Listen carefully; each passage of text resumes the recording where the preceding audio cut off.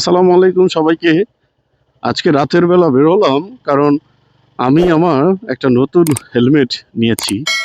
যে হেলমেটটাতে আমার সেটআপ দিতে অনেক কষ্ট হয়েছে, কারণ নতুন হেলমেট, অনেক কিছুই নতুন, যার কারণে মানে হেলমেট মাউন্ট সেটআপ করাটা আমার জন্য সো টাফ হয়ে গিয়েছিল।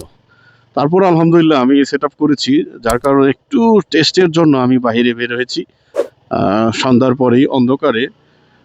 এছাড়াও মানে আমার সাউন্ড টেস্ট, তারপরে রাতের একটা ভিউ, সেটা দুটো মিলেই আমি আর কি আসলে নেমেছি চেক করার জন্য। আসলে এখন পর্যন্ত আমার রেকর্ডগুলো ঠিক হয় কি না, আপনার রেজুলেশনটা রাতের বেলা ঠিক পাওয়া যায় কি না, তারপরে হেলমেটের মাউন্ট যেটা আমার ড্যাশবোর্ডটা ঠিকঠাক আছে কি না সেটাও চেক করার জন্য আমি নেমেছি। হোপসো দ্যাট এটা কিছুটা ঠিক থাকবে।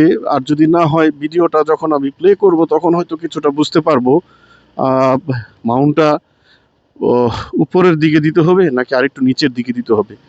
আপনারাও কমেন্টস করে জানাবেন কেমন পজিশন হলে ভালো হয়, আমাকে পরামর্শ দিবেন। আমাকে সবসময় আপনারা যারা ফেসবুক ইউটিউবে থাকেন সুন্দর সুন্দর পরামর্শ দেন, আমার সাথে থাকেন। আমার বেশ কিছু ভিউয়ার সবসময় আমার ভিডিও দিলে দেখা ফেসবুক এবং ইউটিউবে। আমার ইউটিউবের আলহামদুলিল্লাহ 2300 সাবস্ক্রাইবার পূরণ হয়ে গিয়েছে, 2300 সাবস্ক্রাইবার। ওয়াচ টাইমটি কমপ্লিট হয় না বিদায় এখনও আমি মনিটাইজেশনের জন্য অ্যাপ্লাই করতে পারিনি। হোপসো আমি ইনশাল্লাহ চেষ্টা করব, প্রতিনিয়তই ভিডিও দেওয়ার চেষ্টা করব, কারণ ভিডিও আমি দিতাম না বলে আমার ওয়াচ টাইম কমপ্লিট হতো না। কারণ প্রতিদিন একটা করে হলেও ভিডিও দিতে হয়।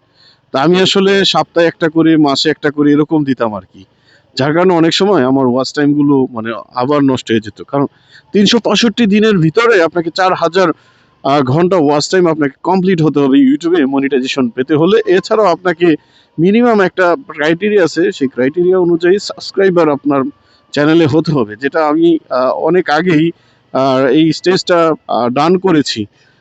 লেভেলগুলো কমপ্লিট করার পরে এখনও শুধু আমার ওয়াচ টাইম কমপ্লিট হওয়ার পালা। হোপসো ওয়াচ টাইম কমপ্লিট হয়ে গেলে আমি অ্যাপ্লাই করতে পারবো। অ্যাপ্লাই করে মনিটাইজেশন নিয়ে আপনাদের সাথে নতুন নতুন চমক দিয়ে আসতে পারবো, দেখাতে পারবো। তা আসলে ইউটিউবে কাজ করাটা অনেক চ্যালেঞ্জ। ফেসবুকে যেমন আমি কিছু কিছু ক্রাইটেরিয়া মেনটেন করে করে যাই হোক একটা না একটা করে মানে হয়েছে। ফেসবুকে তো আপনারা জানেন অনেক লোক অ্যাক্টিভ থাকে। ফেসবুকে আসলে গণহারে মানুষ চালাইতে পারে, কিন্তু ইউটিউবটা আসলে গণহারে চালাইতে পারে না। ইউটিউবের রুলস রেগুলেশন অনেকেই জানে না, যার কারণে ইউটিউবটা বাংলাদেশে অতটা জনপ্রিয় না। বাংলাদেশের জনপ্রিয় ফেসবুক, টিকটক, এগুলা খুব জনপ্রিয়।